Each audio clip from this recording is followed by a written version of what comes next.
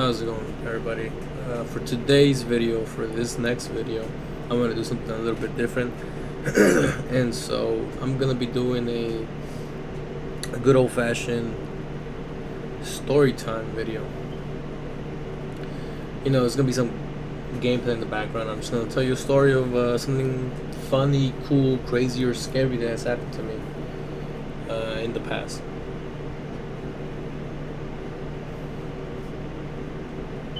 So here we go. Sorry. You guys, I'm gonna leave all the coughing and all that in because so you guys understand that I am still sick. If you follow me on my Instagram, you will know that I haven't streamed all this past week because I've been very, very sick. Today was the first day that I felt pretty okay compared to and that's just relative to the other days compared to the other days that I've been sick, where I just couldn't even get out of bed. I was pretty much bedridden. But anyway, here we go. On to the story. I think we're gonna tell a scary one for this first one. So it's something that I eventually want to integrate into my YouTube videos or like make videos of. And I used to ghost hunt pretty frequently a few years back, and I used to just use this app called Randomica, which a couple years ago, 2-3 years ago, was very popular. And I remember it was like the hip thing. Everybody was so crazy about it. And I used it for about a week. And you know, as far as I remember, you were supposed to like manifest something up to a certain part in the ritual of the app, where it would find a crazy place or something for you to find, you know, depending on what you were manifesting with your mind, what you were thinking. So me as an idiot and the people that I was with at the time, we decided to try to manifest something creepy because we were trying to ghost hunt and, you know, the glow, crazy stuff like that.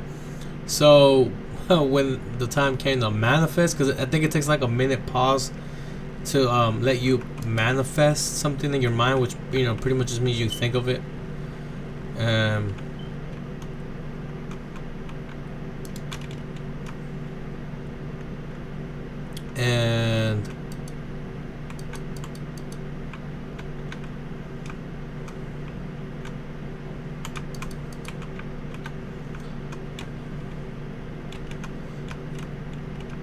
And so what I did to manifest, and then they started taking,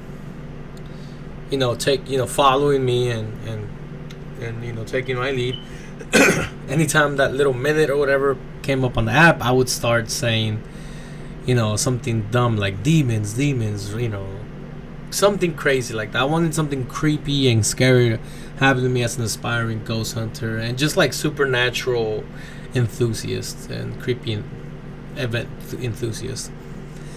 We did that for a few days. It took us to some crazy little areas and stuff, and pretty interesting, right? There was one where we it took us to like this. It was next to a neighborhood. It was like a suburb neighborhood, but it looks like the rest of the property they just let on for what looked like miles after that. Suburb was like, and it was a very popular suburb. Like, you know, it wasn't like that new. It's all the houses had people living in them and stuff. And it took us to this forested area right next to it, and it was like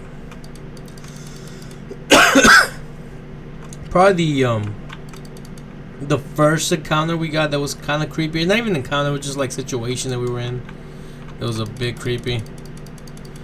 And the forest had like a small area where there was no trees. It was just like land, grassland or whatever. So we walked it and just kind of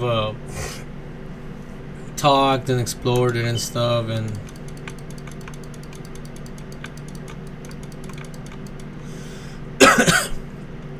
And we eventually got to like this little weird clearing where there was like, the forest started. And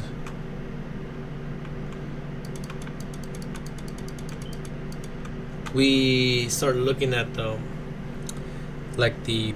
because it didn't give you like an exact direction or whatever. It did, but not in the sense, it didn't give you like an address or anything. It gave you coordinates. So we started looking at the coordinates and around where we were supposed to be at.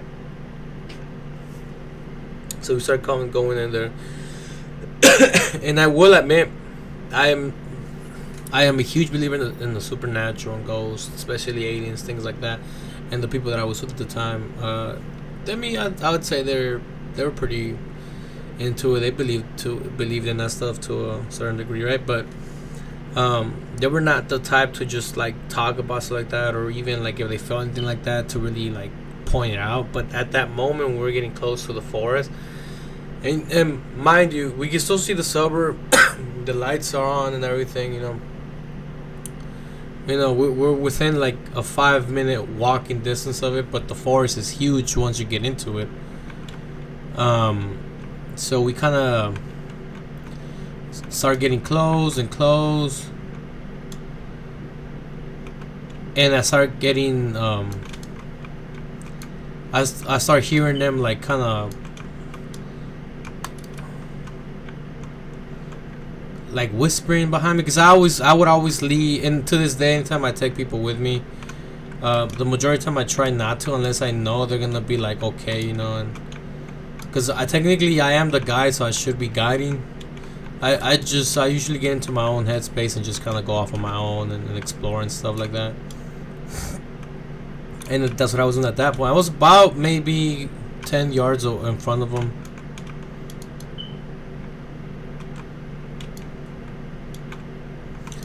And but I guess they thought they were whispering, but I could hear, even from that far away from them. And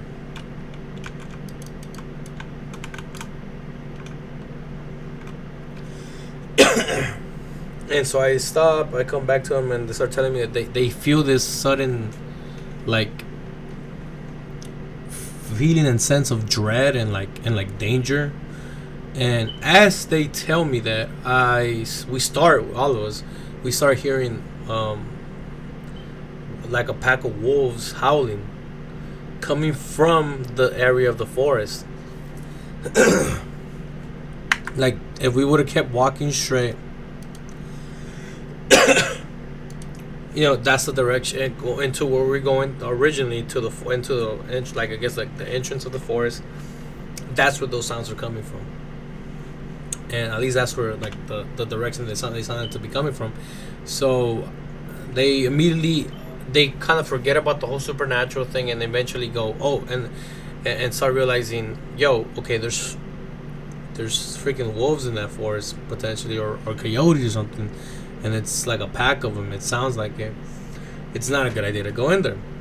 I being the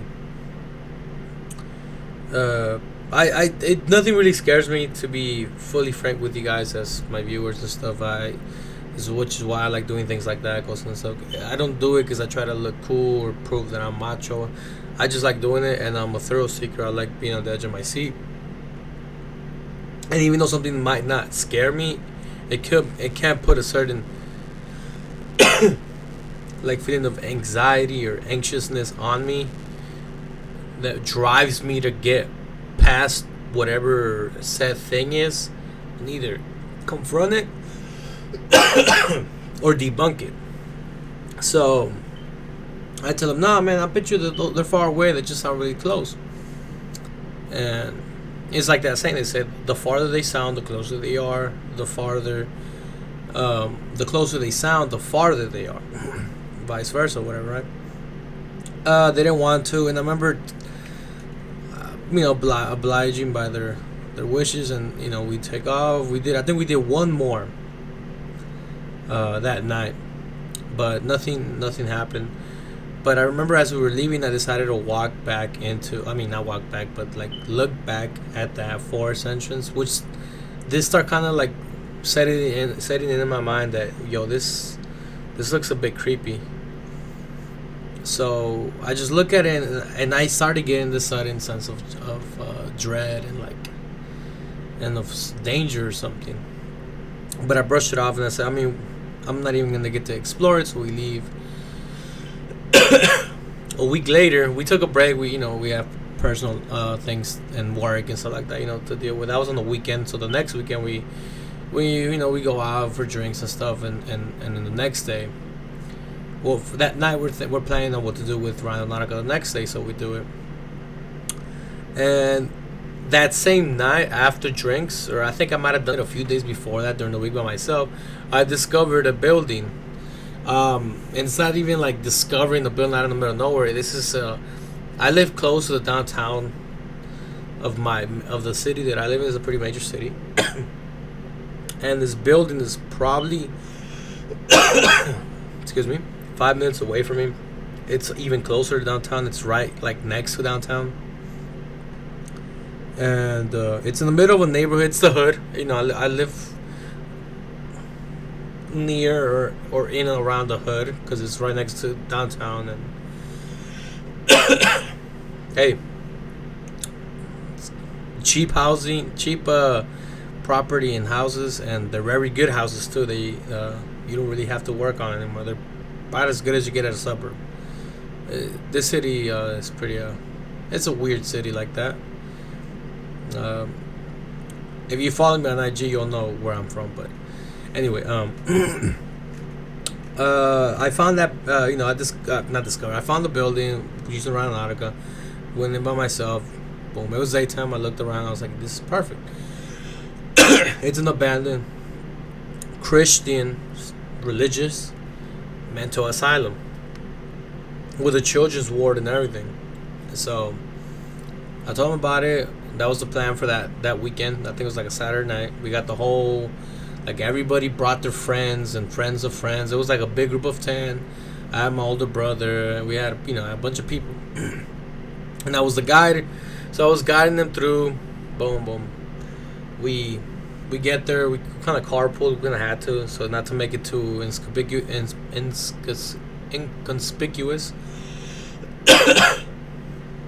Because you got to remember, this is the hood.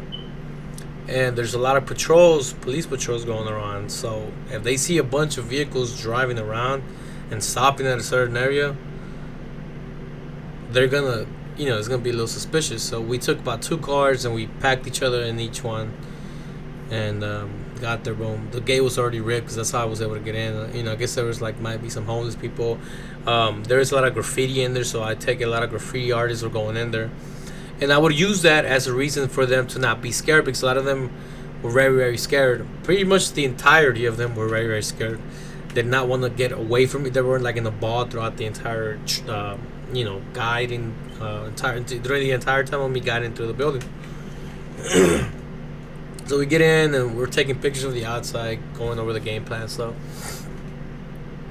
And of course, by the end of the night, we wanted to go up to the actual roof and take a picture with the city skyline behind us, which of course we did. But we're just kind of going over the little plans like that. And while we're doing that, one of my friends at the time that was there, he started kind of just looking around and roaming around us and looking at the building. And he swears up and down that he sees somebody at this building is 4 floors high, and he said he saw somebody at the very highest floor in one of the buildings with a light, and you can see a silhouette or something like that. He starts immediately freaking out. It freaks out everybody else, and they're getting pumped to go in, but sometimes they're even more scared now, and some of them don't want to go in. So I started reminding them, look, guys, there's even graffiti outside the building. There's graffiti inside. I told them, there's probably been homeless people that stayed here before. I told them, we're in the hood. The most dangerous thing you got to think of right now is that some drug deal goes down bad right literally next to where we're at.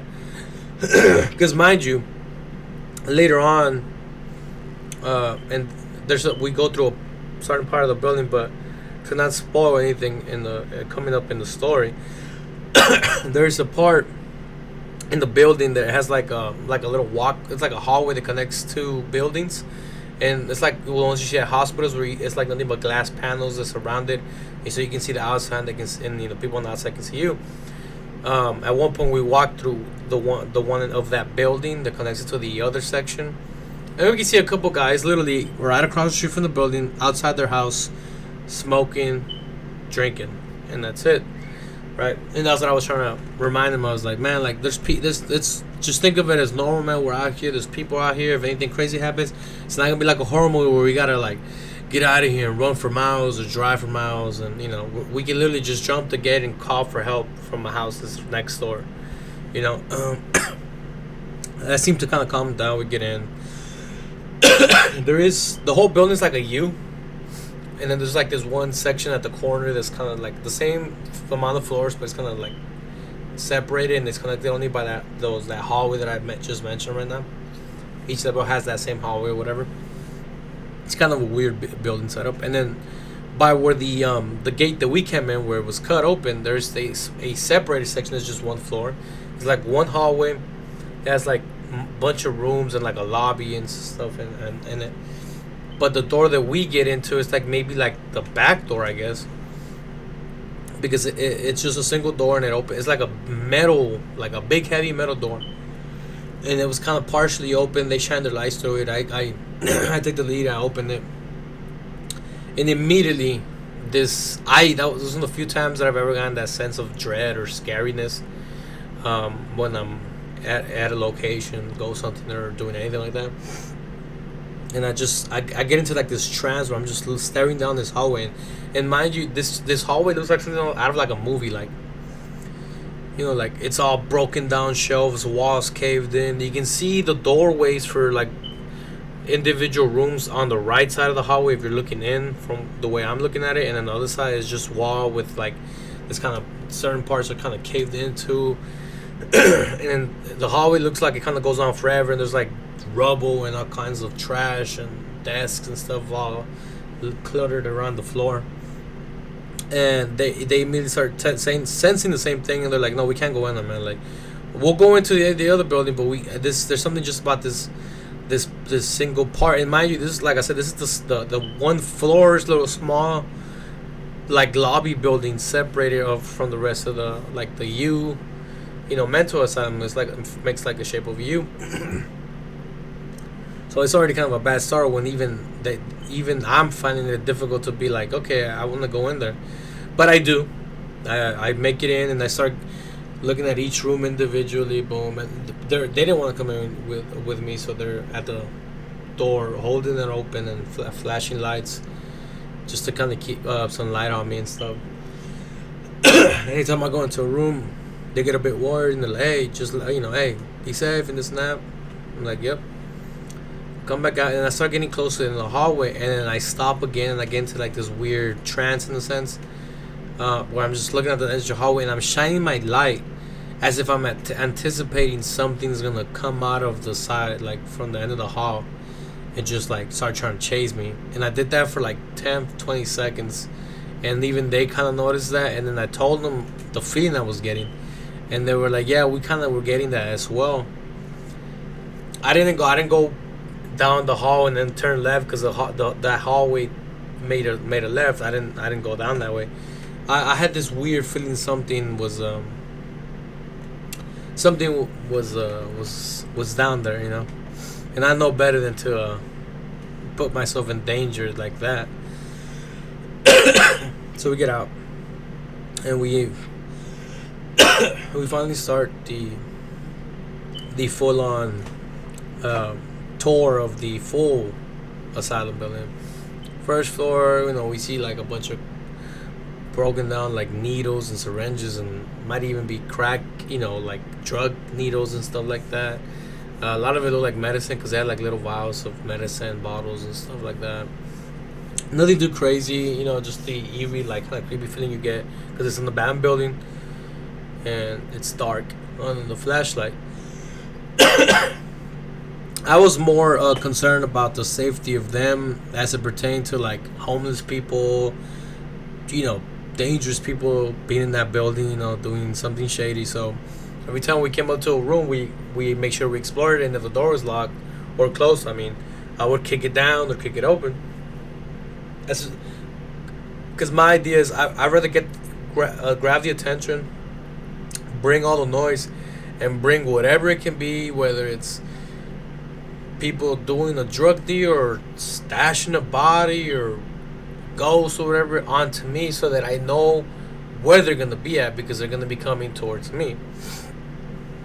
And if they're in that room, I'm scaring them, so that I'm letting them know, like, hey, I'm here and I'm on alert. Puts them on the back pedal, makes them not be as reactive as they would as if I would just walked up on them, randomly. Nothing crazy for the first floor. We go up to the second floor. It's kind of the same thing. We find the children's ward there. That's where it starts, I guess, because it goes from the second floor to the fourth floor. So second, third, and fourth floor. It was a little creepy there, because seeing like toys and stuff, and it was just kind of eerie seeing where kids used to stay at or live at. We start seeing more and more graffiti around. Some of it just like normal street, hood graffiti, and other stuff look more like satanic symbolism and stuff like that. We go up to the third floor, but this time we went through the other side of the building. There was a different set of stairs. And these doors work in the sense that you either have to have a key or you have to come in from the inside. So pretty much from the staircases to be able to, from the hallways, from inside the actual hallways or the rooms and the buildings, to be able to open it. If you're in the staircase and you go up to the door, it's not going to open for you. So that door leading up on that staircase, leading up to open up the door to get into the third floor, from the staircase was partially open. It has something like in the way. Boom, I grab it. I open it and I look for something that I can just kind of stuff in there to keep it open, so we have a way to get back down. We explored the third floor. We started off on the right side of the building, but instead of exploring that side, we just ignored everything, walked all the way to the beginning of the left side, just to kind of keep consistency, and then we were gonna work our way back. Nothing too creepy there. There was a few little weird like symbols in some of the children's rooms, but we kind of kept going. We come back to where the door is at, and the door was kind of like closing up a bit. It looked like whatever I jammed into was slipping, so I let them keep going down that hall, and I stay back without a flashlight, because I had the flashlight on my phone, but it's not that good. And I started looking for something to put in there, and I can still see him like way down the hall, but because of the lights. And I started hearing a commotion while I'm like putting, I think it was like a piece of wood that I found in there, and I stuff it on under the, like, next to the door to keep it from closing. And I make my way back to them, and I'm asking them. And then, by the way, this is when I look to my left, and this is when we cross that hall, that pathway that connects the U building to that little separate section that I mentioned before, where I saw those two guys literally from the glass that surrounds the pathway. I saw them right across the street smoking and stuff, so that kind of like eased me a bit. And I even waved at them for some comedic effect, and they started pointing like, "Oh, look, there's people," like I guess they were saying like, "There's people in there." So I keep going. They're going crazy about a Bible that they found in the middle of the at the end of the hallway, but the end of the hallway there's like this kind of big square where there's 4 rooms, 2 on each side, and then there's like a little like lobby thing there, like lobby space there. Well, in the middle of that lobby space, there's the Bible perfectly laying down right there. And they're like going crazy, saying it's a bad omen. I try to calm them down, saying it's a Bible. It's supposed to be a good thing, so it might be a good omen. Half of them believe we're like trying to think that way. The other half were just freaking out and scared. One of them picks it up, which I had advised them before the tour and during it to not do. If they find anything like that, do not pick it up, do not touch it. But he does it anyway, scrolls through it, nothing crazy, and they puts it down. But they started feeling very uneasy about that whole area and the whole situation. So we didn't explore those 4 rooms that were right behind us, that were closed. And a couple of them were thinking, man, maybe there's somebody in there, somebody like, waiting to try to jump on us or something, because they hear us talking. I just said, all right, if you guys aren't feeling it, let's go up to the 4th floor, explore real fast, and then we can go up to the roof and hang out, have a smoke or something, and take pictures of the skyline. We do that. 4th floor, nothing crazy, nothing major, nothing out of the ordinary. And we go to the roof, and we hang out and have fun talking and hanging out. We come back down, and we just skip the 4th floor and we go back to the 3rd floor. I forgot exactly why. I think somebody said I brought up those 4 rooms and they wanted to go explore it. So I was like, yeah, I'm down, man, for sure. So we go, and we get back to that area where the Bible was at. Well, the Bible's gone, and it probably been like 30-40 minutes since we last were there.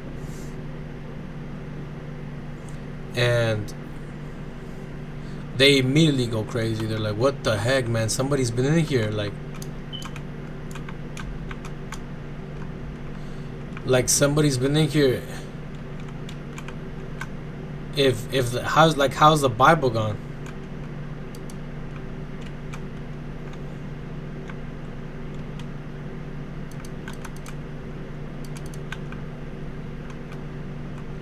I see that.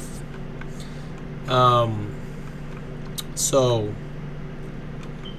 yeah, I got distracted by the gameplay in the background, guys. Sorry about that. So I start trying to calm down. I'm trying to let him know that, like, hey, man, like, so maybe there's a homeless guy in these rooms, and I was trying to tell him, like, this is why I was telling you guys we should explore here, just to get that out of our heads and kind of just relax a bit. They still didn't want to explore rooms because they really felt like something ominous was inside of one of them, or all of them, or something. Who knows?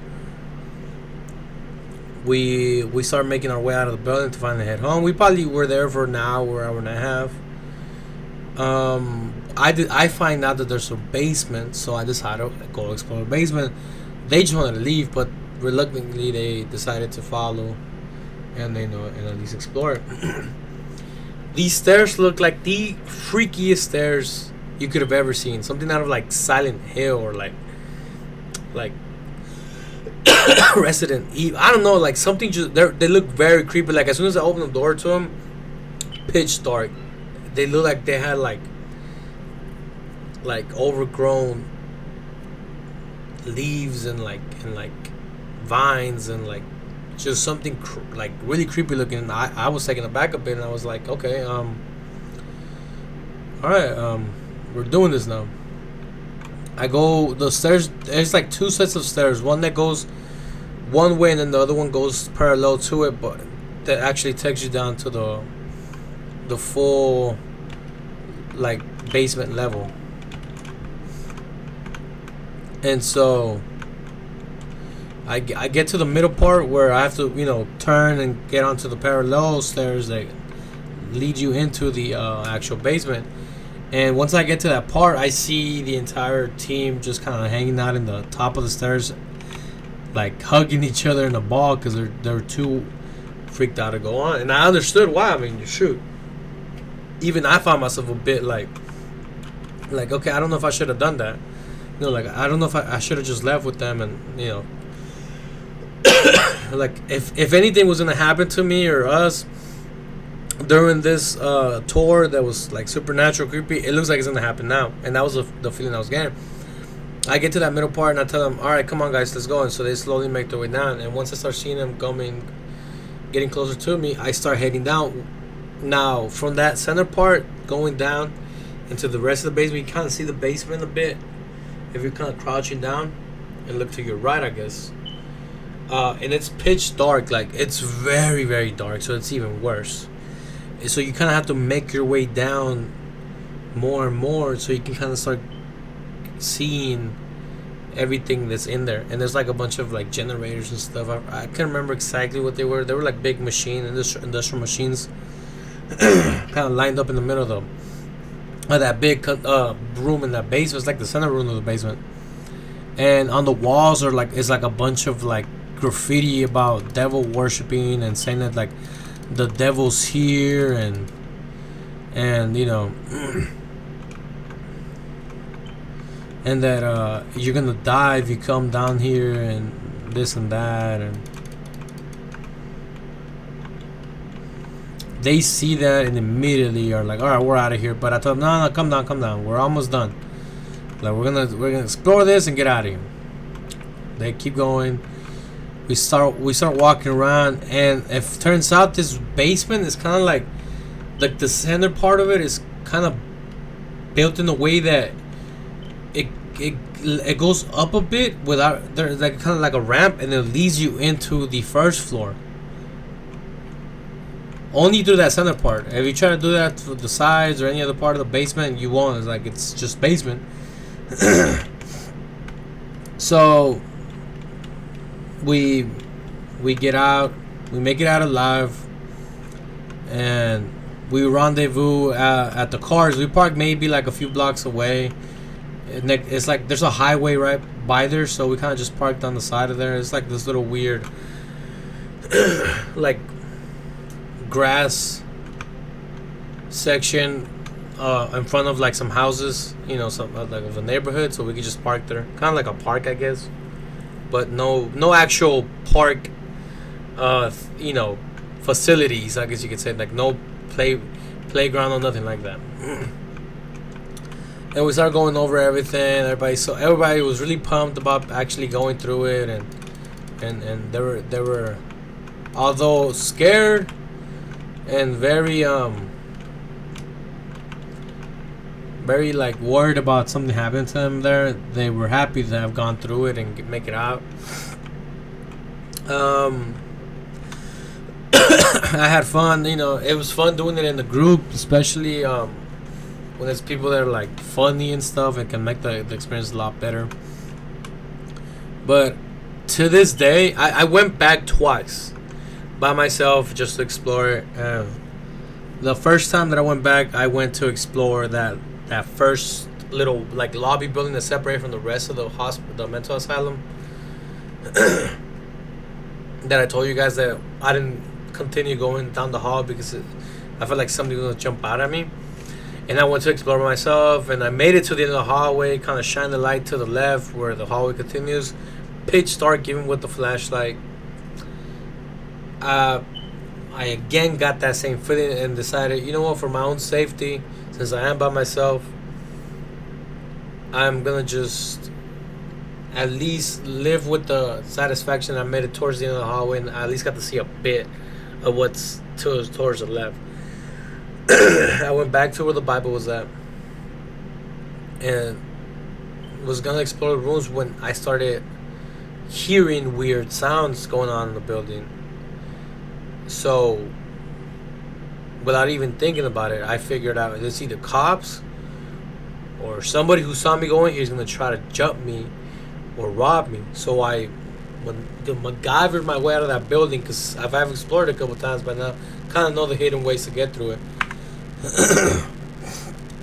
So I got out, got to my car and take off. I came back another time after that by myself, but I didn't stay long. I think I stayed for like 30-40 minutes because I had to cut open the gate again because the cops had come. And this kind of what made me think that last time that I was there, it was cops that came, and I guess somebody called them, saw me going in there, or just had seen that other times where maybe other people showed up to explore it as well or something. And it kind of put me at ease, at least realizing like, okay, worst thing that was gonna happen is that I, you know, got a ticket or maybe arrested instead of getting robbed or fucking, you know, killed or something. Yeah, I had to cut that gate open again, and once I got in there, I didn't feel right. Something didn't feel right. And the funny thing is I went earlier this time. It was like maybe 7 in the afternoon on a Friday. So it was so kind of daylight out. It was like was it dusk, where it's like the sun shining down, like, coming down, so you can still see some light, but it's getting a little dark. So I felt like, okay, I can explore it up until it gets to nighttime, and if I start feeling a little bit eerie, I'll leave. But I don't know what happened. I feel like something was going on in that building at the time that I was like, if I go in there, something's gonna happen. So I just kind of stayed there, uh, you know, paced around for a bit, and left. And I haven't been back since. And now this Halloween, I have planned with my friends. We are gonna have we usually do like a Halloween costume party with all of our friends, and get together, drink, and have fun. And that weekend we're gonna do that.